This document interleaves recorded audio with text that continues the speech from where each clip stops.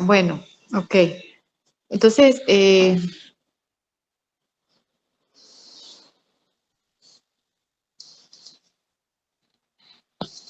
estoy intentando aquí hacerlo desde el celular, así que pues me queda un poco más, pongámoslo en modo presentación.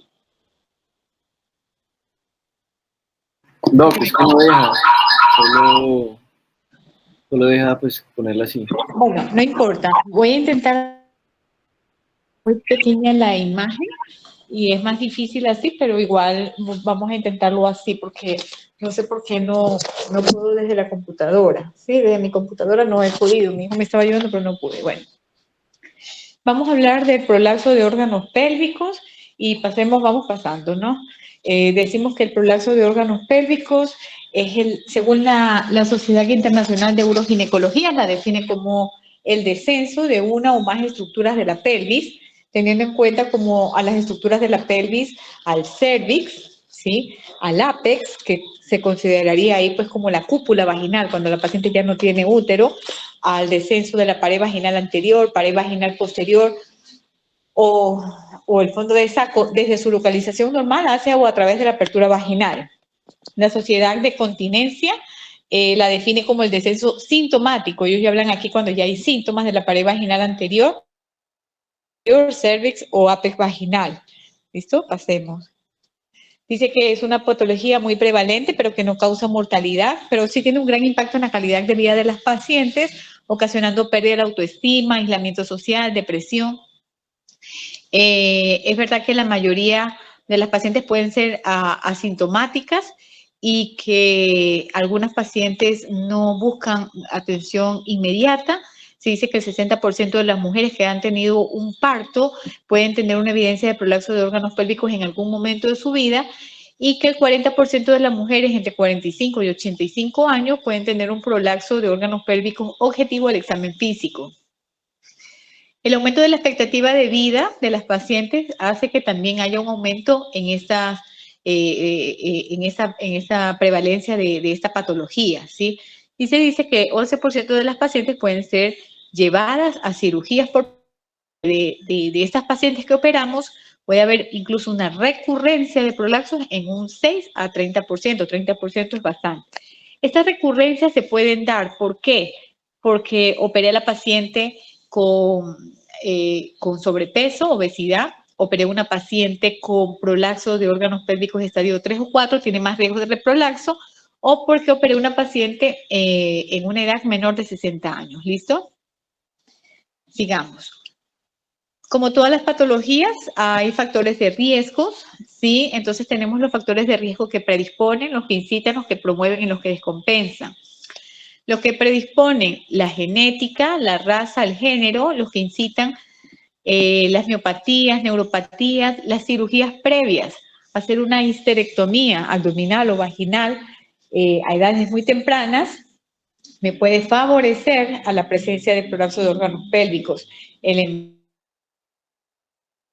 favorecer a tener prolapsos.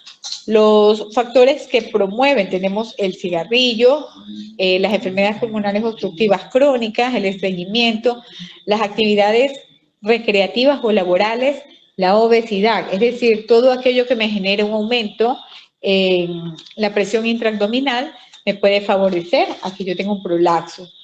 Los factores que descompensan, como las miopatías, neuropatías, la edad y la menopausia, indudablemente. ¿Listo? Hacemos.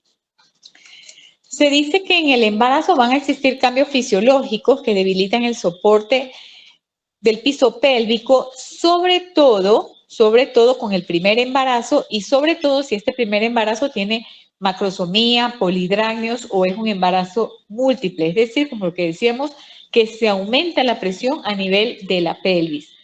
El embarazo y el parto parecen favorecer, pásame la anterior, parecen favorecer a que puedan a darse lesiones del suelo pélvico.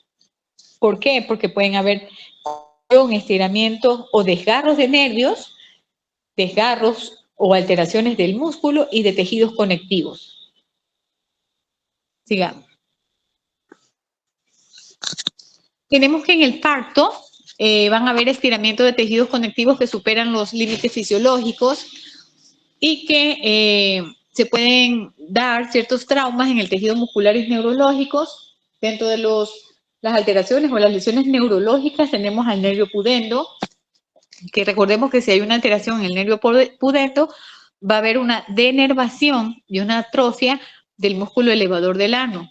El músculo elevador del ano, como vamos a ver más adelante, es una estructura importante a nivel del piso de la pelvis.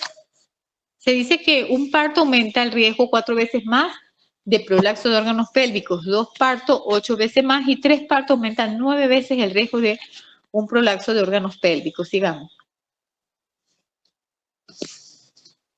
Bueno, aquí lo que se ve es que el paso de la cabeza fetal por el canal de parto produce pues estiramiento del pubo rectal, que es un fascículo del músculo elevador del ano, 3.26 veces su longitud en reposo, con lo cual hay alta probabilidad de daño en esta región. Sigamos. Y se dicen que las lesiones perineales y vaginales son comunes durante el parto, ¿cierto? El 80% de las mujeres que son primíparas necesitan muchas veces suturas después de un parto vaginal y que el 30 al 40% de los partos vaginales se asocian a un grado importante de estiramiento del pudendo, que en la mayoría de estos casos no es que quedó dañado por siempre, sino que muchas veces este nervio se recupera sin dejar secuelas, pero si usted no tiene un control de su trabajo de parto y hay una alteración, o si de repente hubo una alteración y usted no corrigió adecuadamente, entonces sí pueden haber secuelas, ¿no? Sigamos. Dentro de los traumas que estamos hablando, podemos tener traumas a nivel del músculo elevador del ano, como cuáles, como la ebullición del pubo rectal y microtraumas por sobredistensibilidad hiatal. Traumas del complejo esfinteriano anal, traumas del tejido conectivo y distensión del nervio pudendo. Todas estas cosas se pueden presentar en un trabajo de parto mal atendido o muy que se prolonga mucho y entonces pueden ocasionar a veces inmediatamente o a veces posteriormente, con el paso de los años, alteraciones de la estática pélvica que pueden conllevar a un prolapso de órganos pélvicos. Bueno, de lo que es la ebullición del pubo rectal, pues ahí se puede ver que es como una alteración, una mordida, un daño a nivel de ese fascículo que se llama pubo rectal, es un fascículo del músculo elevador del ano, y se ve también ecográficamente como hay la interrupción ahí donde debería estar ese extremo del lado derecho de la paciente, debería tener una continuidad y en el lado izquierdo se ve normal la continuidad de dicho fascículo y entonces eso puede provocar la alteración de la estática pélvica.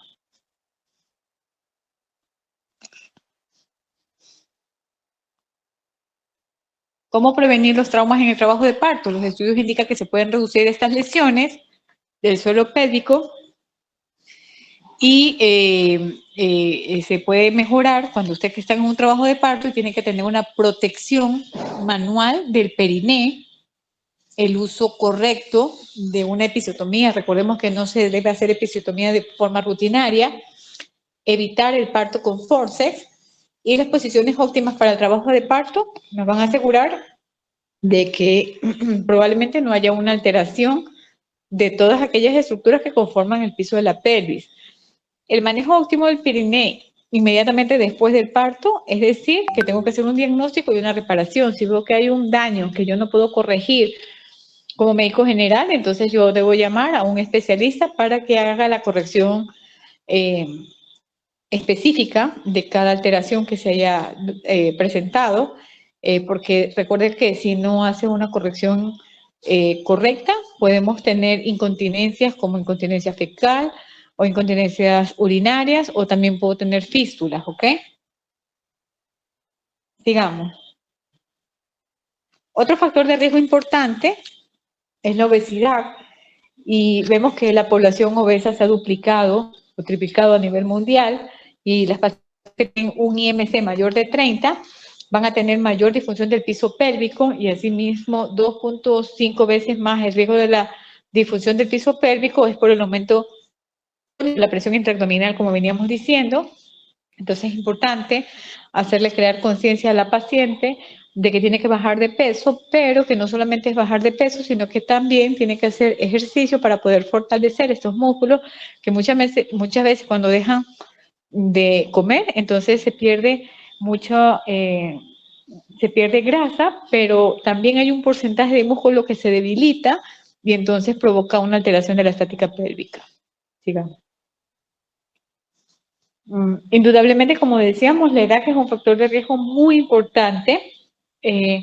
Como decíamos, hay un aumento en la expectativa de vida a nivel de la población mundial y esto hace que se aumenten también los trastornos del piso pélvico. Recordemos que con la edad van a haber pérdida de la fortaleza del tejido conectivo. Hay cambios hormonales que provocan también la disminución de estrógenos, van a provocar sarcopenia y dinapenia, todo esto disminuyendo un poco la fortaleza de los músculos del piso de la pelvis. Sigamos. Esta es una tabla comparativa donde vemos que pacientes de 29 a 39, de 20 a 39 años pueden tener más o menos un 10% de trastornos de piso pélvico y que hay pacientes entre 60 y 79 años pueden tener casi un 37% de alteraciones del piso pélvico. Este es el grosor de nuestras pacientes que miramos en la consulta. Pero también tenemos pacientes mayores de 80 años que pueden estar hasta en un 50% de los trastornos del piso pélvico. Digamos.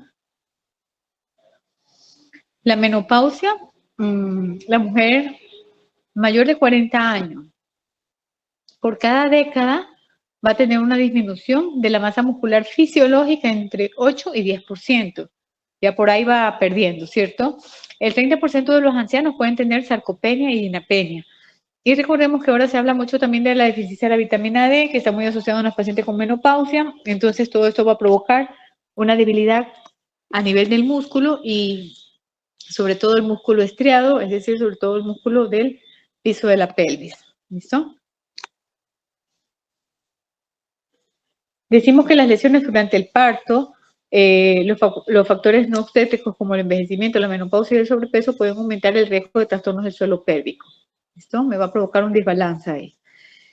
Es importante repasar, entender la anatomía desde el punto de vista dinámico, también estático, para así poder relacionar los órganos pélvicos como los ligamentos, los músculos, los vasos y los nervios, las relaciones que puedo tener con mis vecinos como la uretra, vejiga, vagina y recto, con el diafragma pélvico y el diafragma urogenital, porque a mí me toca dar un diagnóstico de cada uno de los defectos que me va a poder permitir planificar una técnica quirúrgica adecuada, citoespecífica de cada paciente. ¿Listo? Bueno, aquí tenemos de lo que estamos hablando con bastante frecuencia, que es los músculos que forman el piso pélvico. Entonces tenemos que está el músculo elevador del ano y el músculo coccígeo. El músculo elevador del ano tiene 3 fascículos, que es el fascículo puborectal, que era el que antes le mencionábamos, que se veía a nivel ecográfico, como había una alteración a nivel del fascículo puborectal, que se lesiona con frecuencia si tenemos un parto prolongado, sobre todo en el segundo estadio de la fase de trabajo de parto. Tenemos otro fascículo que es el fascículo pubococcígeo, y ahí se ve pues en la segunda imagen, y el fascículo iliococcígeo, que junto con el músculo coccígeo forman toda esa sábana en donde va a estar sostenida todas las estructuras del piso pélvico. Pero recordemos que no solamente vamos a tener músculos, sigamos la otra, porque en la pelvis también encontramos los huesos, los ligamentos, las fascias y el nervio. De los nervios más estudiados, el nervio pudendo, y los ligamentos, tenemos los ligamentos uterosacro, que como su nombre lo indica, están desde el sacro hasta la parte posterior del útero, a nivel del istmo uterino, los ligamentos cardinales o de McEnroe, que son los ligamentos laterales del cuello del útero hacia la parte de la pelvis lateral. Tenemos el arco tendíneo de la fascia, que es como esa lámina que se dibuja ahí de color a los lados de la parte rosada, hay esa lámina, ese es el arco tendíneo.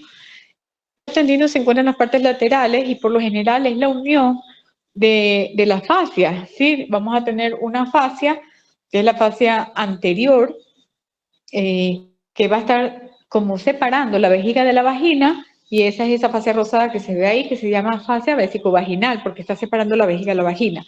Y esa fascia vesicovaginal también se la denomina como fascia pubocervical. Yo siempre pregunto por eso, ¿no? La fascia pubocervical o la fascia vesicovaginal. En la parte posterior o vecino posterior de la vagina vamos a encontrar a la fascia rectovaginal. ¿Listo? Su nombre, pues, indudablemente porque está separando el recto y la vagina. Esa fascia tanto anterior como la fascia posterior en las partes laterales se unen y van a formar el arco tendino, que era lo que el doctor estaba señalando ahí.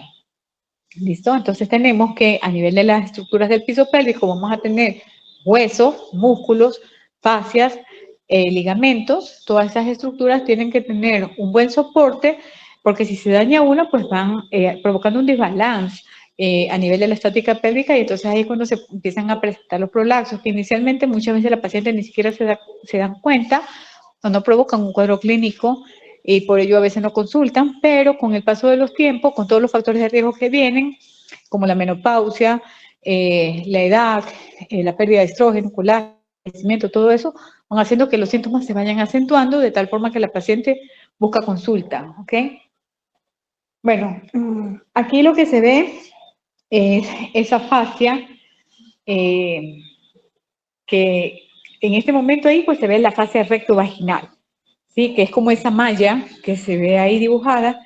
Y miremos que esa fascia rectovaginal en las partes laterales, donde está, sí, ahí exactamente, eso se van a unir en la parte lateral ahí y va a unirse con la fascia anterior, exactamente ahí, y eso es lo que va a formar como el arco tendíneo. En la parte posterior, donde están estas rayitas también que he dibujado, más a esa de ahí, es cuando esta misma fascia se une al cérvix. ¿Listo? Porque se supone que esa manguerita que se ve ahí es el cérvix.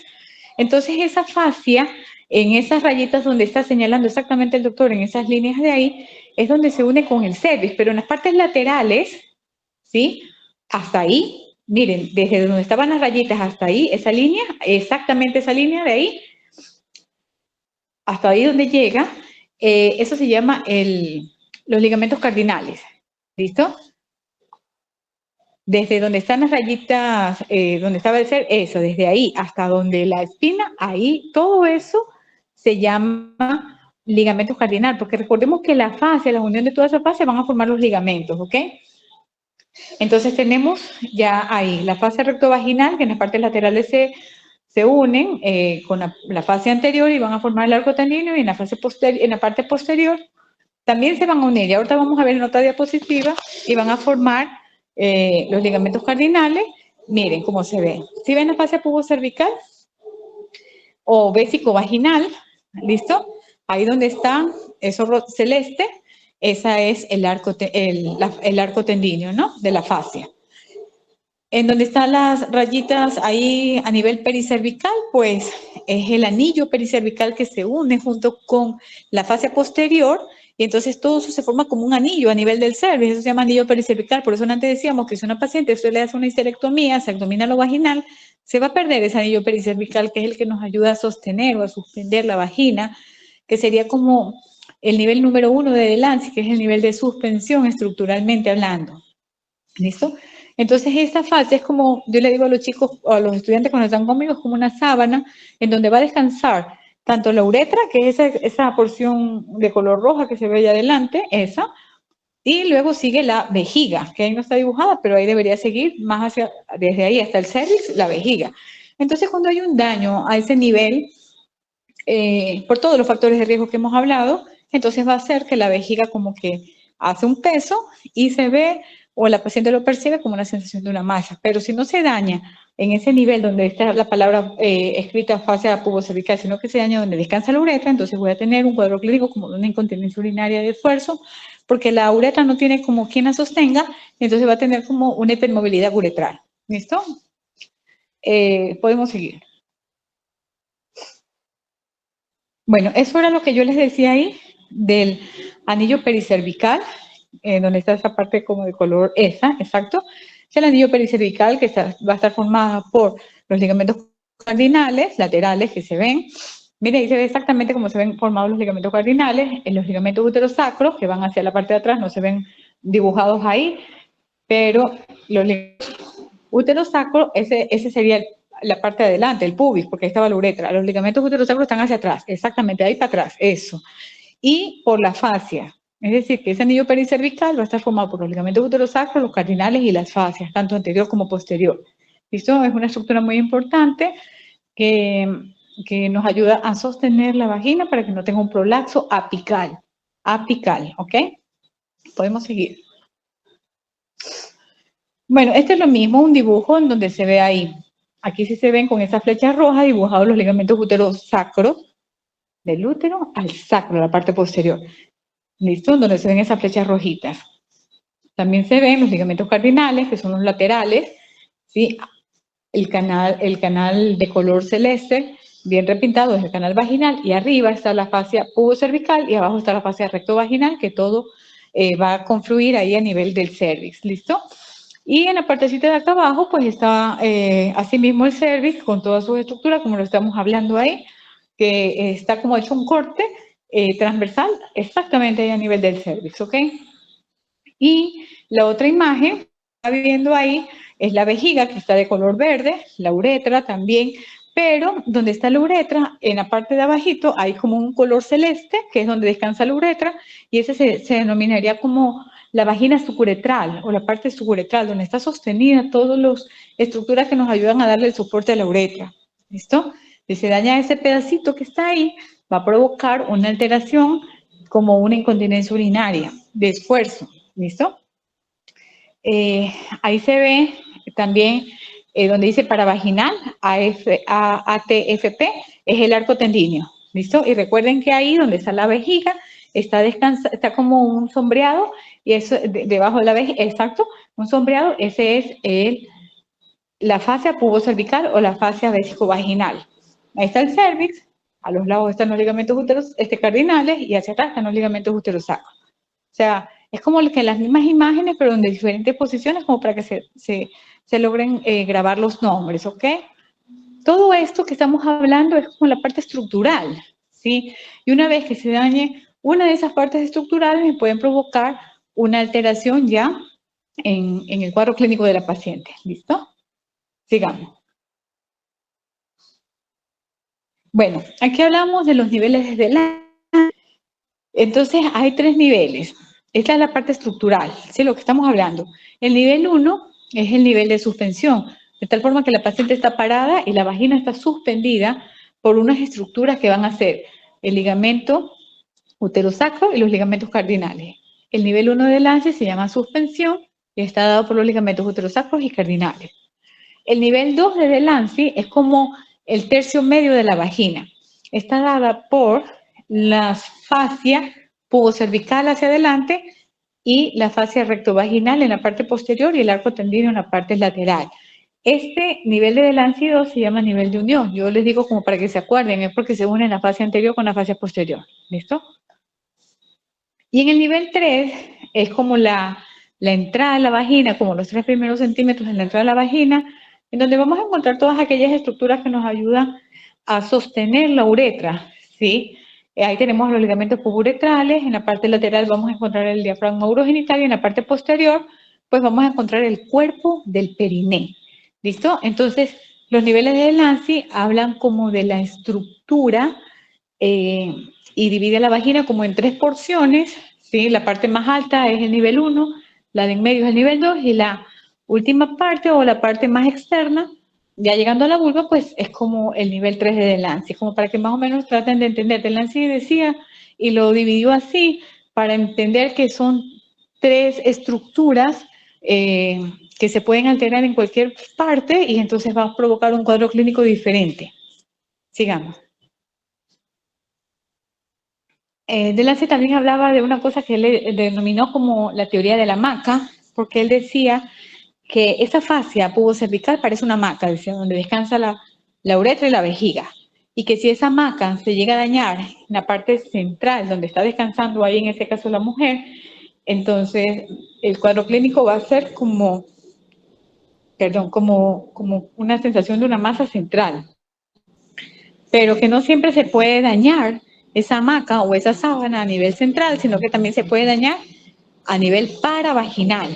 Entonces, el daño paravaginal es diferente si nos damos cuenta del daño central o al defecto central, ¿sí? Exacto. Entonces, cuando hay un defecto central, se supone que la paciente va a tener un cuadro clínico cuando usted la está examinando, es la vejiga la que se ha caído, se ve como una prominencia a nivel de central en la vagina, en donde se pierden las rugosidades de la vagina y se ve como una masa brillante, brillosa, ¿sí? Se pierden las rugosidades de la vagina.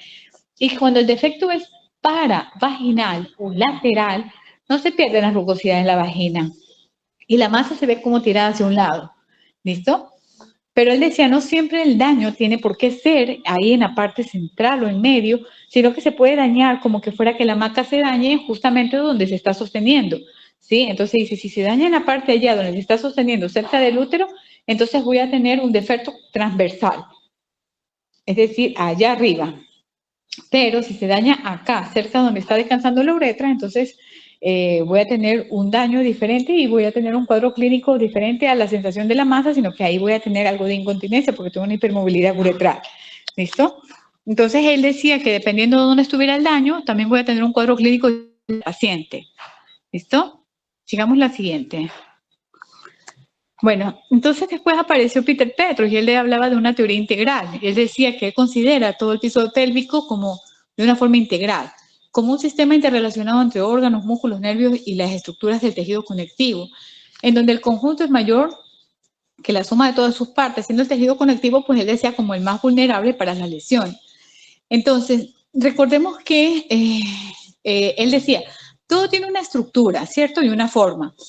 Pero que si se daña la forma o que si se daña la estructura, entonces vamos a tener una pérdida de la función, ¿sí? Entonces él decía, bueno, para volver a tener la función, tengo que restaurar la forma. Por ejemplo, él decía, si se daña la forma de la vagina, como estábamos hablando ahí de la maca, entonces yo voy a tener probablemente una alteración en la función de esa vejiga, no se va a evacuar por completo. Así que tengo que restaurar la forma para que otra vez yo pueda volver a tener una función adecuada. ¿Listo? Continuemos con la otra. Entonces él lo hacía así como simple, ¿no? Él decía, bueno, la analogía del puente colgante. Y eso, él dice, hace como referencia a la concepción de la estructura. Es decir, si nosotros tenemos un puente colgante en el cual los extremos del puente, como considerados como los huesos, ¿sí? Los hacía así como una parte de la analogía. Y él decía, y sobre ese puente colgante, él lo comparaba con la vagina. Si se daña una de las estructuras que me están sosteniendo el puente, no voy a poder pasar por él, no puedo caminar sobre él, va a tener un desbalance, ¿sí? Y también asimismo hacía la analogía del trampolín, y él decía, o hacía la concepción de la función. Si tengo un trampolín donde todas las fuerzas están direccionadas a la parte periférica, donde se llega a dañar una de esas cuerdas, de esas amarras que están ahí, no puedo seguir brincando, ¿cierto? Entonces él decía, toca restaurar la forma para volver a restaurar la función, ¿sí? Entonces eso era lo que se hacía ahí. Entonces, desde la visión de la teoría integral, ¿sí?, de Peter Petros, con los aportes sustantivos, los conceptos anatómicos del piso pélvico de Delancey, se desarrolla pues como una estructura práctica del abordaje tanto anatómico como funcional de las diferentes patologías del piso pélvico, ¿sí?, como una guía para el desarrollo de las etapas diagnósticas y terapéuticas. Ellos lo que decían es que dependiendo de dónde esté el daño, yo voy a poder hacer una corrección en sitio específica de cada uno de mis pacientes. ¿Listo?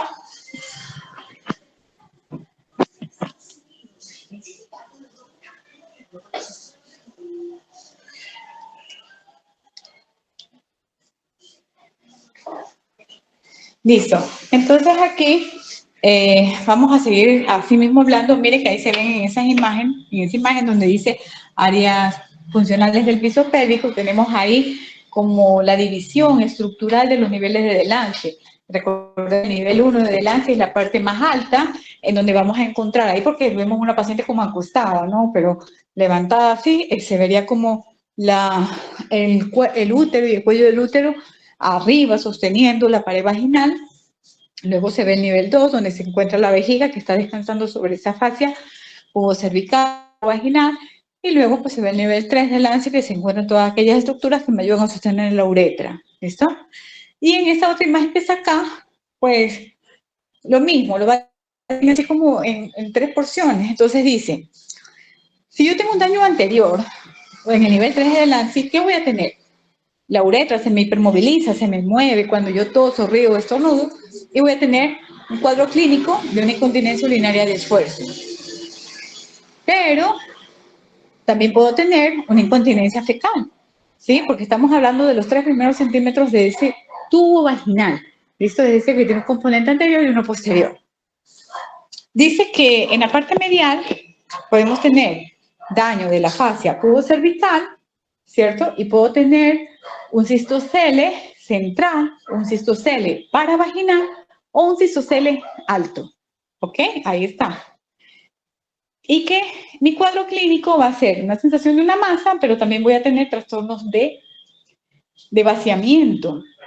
Entonces muchas veces la paciente dice, me toca como introducirme el dedo en la vagina para poder evacuar porque siento que orino y me quedo como con la vejiga llena. Lo mismo dice en la parte posterior, siento como que me toca introducir el dedo en vagina para hacer una digitopresión, poder hacer una evacuación de las heces, ¿listo? Entonces, ese es el trastorno de vaciamiento. Y cuando hablamos con la parte posterior, que ahí se ve el dibujo en la parte alta y arriba, entonces ahí lo que va a haber es o un enterocele o un prolapso uterino, ¿sí? Que puede provocar muchas veces nocturia o también sobre todo dolor pélvico, porque recordemos que esos ligamentos uterosacros y cardinales que están sosteniendo allá arriba, pues están cayéndose como unos elásticos que se están estirando, elongando, entonces, claro, les provoca dolor pélvico a la paciente. Sigamos. ¿Sí se entiende hasta ahí? Sí, doctora. Sí, doc. Listo. Entonces, traducido esto al examen físico de la paciente, pues nosotros vamos a hacer una valoración en el cual se va a hacer una cuantificación midiendo ciertas estructuras a ver cuánto hay de prolapso. Pongamos la anterior. Entonces, miren que aquí se ve el espéculo y se ve un histerómetro. El histerómetro es ese material que está ahí que tiene medidas en centímetros, pero en el hospital no tenemos en la consulta un histerómetro para cada paciente y no tenemos un, ¿cómo se llama? Para hacer la limpieza, para esterilizar, sí, perdón, para esterilizar. Apenas se va la paciente, esterilice para que allí viene la otra paciente y poderlas valorar. Entonces lo que nosotros hacemos es coger un bajalengua, lo graduamos en centímetros y de esa forma pues entonces nosotros podemos hacer las mediciones que queramos en cada paciente, ¿no? Entonces, bueno, aquí tenemos lo que es el POPQ, ¿cierto? Que yo muchas veces le pregunto a los estudiantes qué significa POPQ y significa cuánto tengo de prolapso de órganos pélvicos, es decir, la cuantificación. ¿Listo? No se me pongan a olvidar de eso, porque a veces me hablan del POPQ y no saben qué significa. Es la cuantificación del prolapso de órganos pélvicos. Sigamos al que sigue, porfa. Bueno, entonces, ¿para qué me sirve este sistema de cuantificación? Me sirve para describir, cuantificar, estadificar el sitio específico del soporte pélvico, estandarizar, ¿sí? Todos vamos a hablar del mismo tema, estandarizar, documentar, comparar hallazgos clínicos confiables entre observador y observador. Entonces, aquí tenemos un cuadrito que es como del 3x3 y ese cuadrito lo vamos a traducir como ahí en la vagina, ¿sí? Entonces, vamos a decir que este cuadrito tiene un componente anterior, uno posterior y uno central. El anterior, que va a ser el A y el B. Solo el A y el B, ¿listo? El posterior, que va a ser el A y el B. Es decir, que cuando yo estoy hablando de un A y de un B, yo tengo que decir si estoy hablando del A anterior o del B anterior. ¿Sí? Porque mire que tengo un A y un B. Abajo también tengo un A y un B. Pero entonces cuando yo voy a decir tiene un prolapso en A, no es lo mismo un prolapso en AA que un prolapso en AP. Así que tengo que diferenciarlo y lo tengo que mencionar así, con nombre y apellido. Entonces, la pared vaginal anterior corresponde al A y al B. Y la pared vaginal posterior corresponde al A y al B. ¿Ok? esos valores, ese cuadrito también va a tener, aparte de unas siglas, ¿cierto? Que no le hemos puesto todavía las otras, también tienen unos signos y también tienen unos números y también tienen unas relaciones anatómicas. Entonces nos vamos a enfocar ahorita solo en el A y en el B, tanto anterior como posterior. Entonces el A anterior tiene un vecino, que es la uretra. La uretra femenina mide más o menos 3 centímetros. Es decir, que a este A anterior le voy a poner 3 centímetros. Pero como la uretra femenina no está para afuera, sino que está hacia adentro, el canal vaginal, le pongo un signo negativo. Entonces le pongo -3. Como esta A es una imagen en espejo de la posterior, entonces a la posterior también le pongo -3. ¿Listo? Entonces miren que yo no solamente ya tengo letras asignadas para esa porción suburetral, sino que también ya le puse un número y le puse un signo. ¿Listo? Está en -3, en AA, y está en -3 el AP. Donde está descansando la vejiga se denomina V anterior. Y abajo está el B posterior, que su relación anatómica va a ser el recto. Ese B anterior va a tener un número también y se va a denominar ese número 3. Y le voy a poner, como está hacia adentro, -3. Si lo usamos la lógica, debería ser -6, porque lo estoy midiendo desde acá, pero no, ellos toman en cuenta desde el punto AA al punto BA, hay 3 centímetros también. Es decir, como que esa pared vaginal anterior la dividí en 2 porciones. En A, y eso vale 3, y en B, que también vale 3. Y los dos llevan un signo negativo. Entonces, el B posterior, obviamente, como es una imagen en espejo, también lleva -3. Entonces, esos 4 cuadritos ya tienen nombres, letras y signos. Miren, -3, -3, -3 y -3. ¿Listo? En la parte de en medio está el HG. El HG significa el hiato genital. El hiato genital no se prolaxa. El hiato genital o está normal o está aumentado. El hiato genital es la medida que va desde la mitad de la uretra hasta el introito vaginal, hasta saber que se forma. Yo le digo a la paciente, porque a los estudiantes a veces se me confunde, es como por donde sale el bebé. ¿Listo? Es el canal vaginal, es la apertura, el canal es lo primero que usted, cuando la paciente se pone en posición ginecológica, usted mira, y usted la ve a veces amplia, usted dice, no, esta señora ha tenido varios hijos, porque se ven amplias. ¿Listo? Ese es el hiato. Entonces, ese se le da un valor también. 2 a la nulípara y 4 a la multípara, es decir, que le ponen un promedio de 3. Pero ese HG no lleva signos. Solo signos lleva arriba y abajo, pero ahí en el medio no llevan signos. Así que le voy a poner un 3 también. Entonces es fácil porque arriba es un 3, en medio un 3 y abajo también un 3. ¿Listo?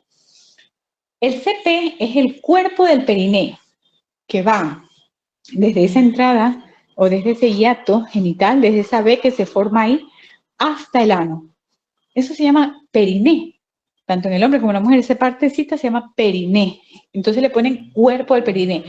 Y en la mujer mide 3 centímetros. Entonces es fácil porque esta tablita, hasta ahí, en A, en B anterior llevan 3, 3, en el hiato y en el cuerpo 3, 3, y abajo también 3, 3. Solo que arriba y abajo llevan signos negativos. Hasta ahí está fácil, ¿cierto? ¿Sí se entiende hasta ahí?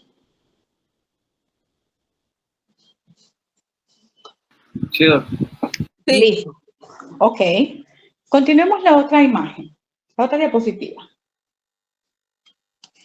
Miren, ahí ya se ve, incluso está representada junto abajo, arriba, con la imagen que siempre pongo, donde se ve, pues, las estructuras en tercios, ¿no? El tercio anterior, el tercio medio y el tercio posterior.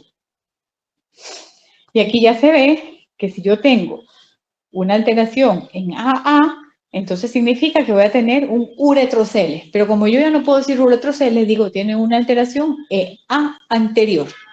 Y mi cuadro clínico va a ser una incontinencia urinaria de esfuerzo y donde está dañado es el nivel 3 de Delancey. El B anterior se refiere a un cistocele, por decirlo así, que ahora yo ya no digo cistocele, yo digo tiene un prolapso en B anterior y que lo que la paciente va a tener es un cuadro de una sensación de una masa vaginal, alteraciones en la evacuación de la vejiga y puede tener también infecciones de vías urinarias a repetición por trastornos de evacuación, por residuo postmiccional que me puede quedar. Entonces, recordemos que este es el nivel 2 de Delancey. ¿Listo? Entonces, la parte donde está el C significa cervix o cúpula. Normalmente, también tenemos la longitud vaginal total. Normalmente dicen los libros que la longitud vaginal total es 10, pero puede ser 11, o puede ser 12, y es normal, o puede ser 9, y es normal para la paciente. Solo que se coloca un valor como estándar para partir de algo y poder estudiar. Entonces le ponen 10, ¿listo? Así que si usted ve que una paciente tiene 12, no es que está alterado, eso es lo normal para ella, ¿listo? Como las tallas de las pacientes, una es más alta y la otra es más pequeña y la otra es una talla que uno considera normal, pero ninguna es que está alterada o que no corresponde, eso es lo normal para ella. Entonces, en los libros siempre van a encontrar como 10 como un valor estándar para poder estudiar. Entonces, esa es la longitud vaginal total. Pero el cervix, como siempre está un poquito más hacia abajo, entonces el cervix mide como 2 centímetros menos, es decir, por eso le ponen allá arriba -8. ¿Listo? Y el fondo de saco de Douglas es lo mismo que la longitud vaginal total, porque hasta ahí llega la vagina y hasta ahí llegó el fondo del saco de Douglas, solo que el fondo de saco de Douglas tiene que tener un signo en negativo. En cambio, la longitud vaginal total solo va con un valor estándar, no lleva signo. Entonces ahí se completa la tablita del 3×3, tanto con relaciones anatómicas, con letras, con números y con signos. Sigamos.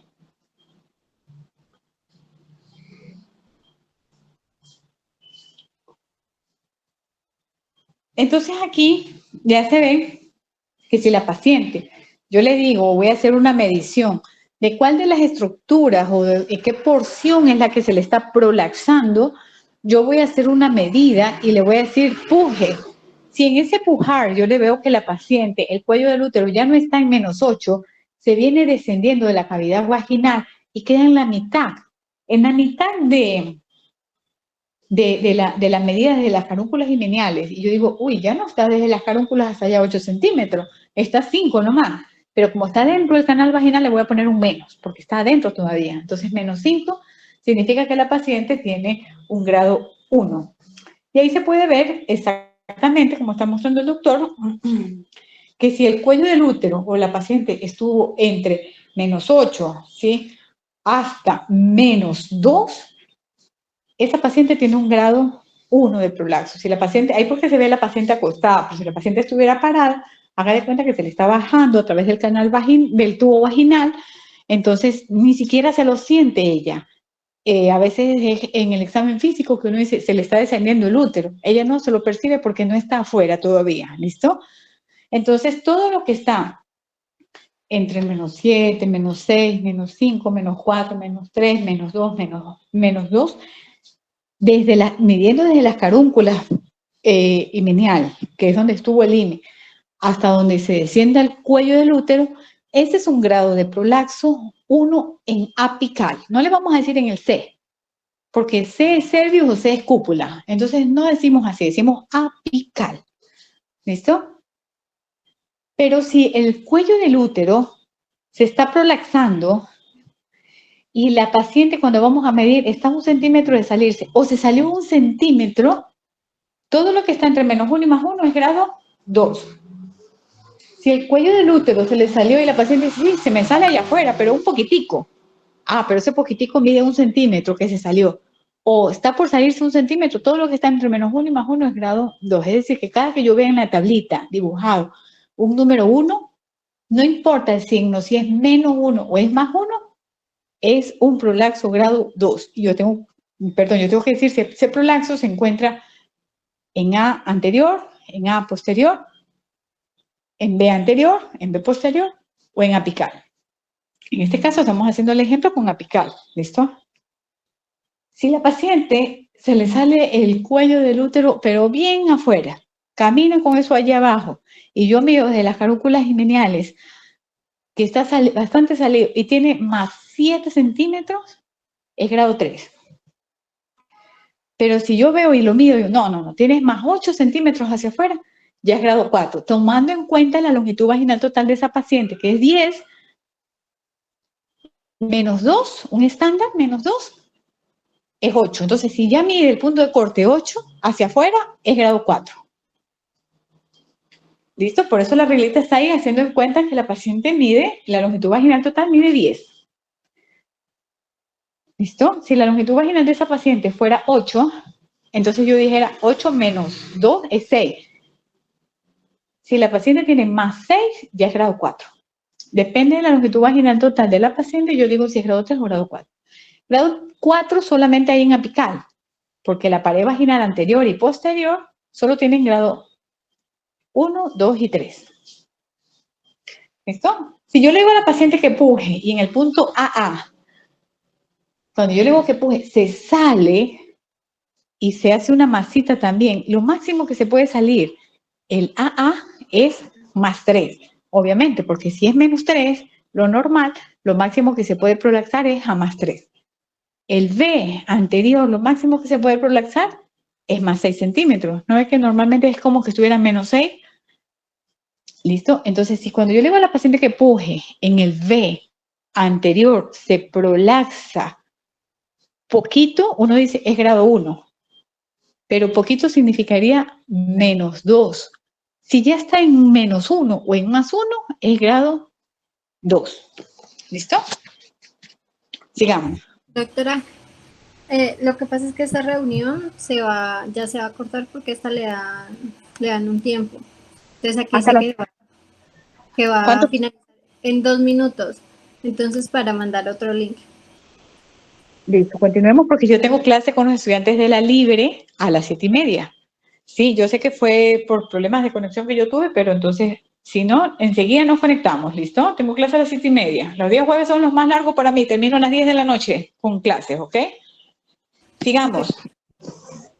La otra diapositiva. Esa es el prolapso en V anterior, que yo les decía, se pierden las rugosidades de la vagina y se ve como una masa brillante. Ese daño es a nivel central. Acuérdense de la maca, que se daña en la parte central y entonces se ve como esa masa brillante. Se pierden las rugosidades. Sigamos la otra. Y esta es un defecto paravaginal, a los lados. Por eso se ve la masa como que la vejiga se cae, pero hacia un lado. Ahí no se pierden las rugosidades de la vagina. Lo que sí es importante es que usted tiene que hacer la reposición específica. Donde se dañó, ahí tiene que corregir. Sigamos.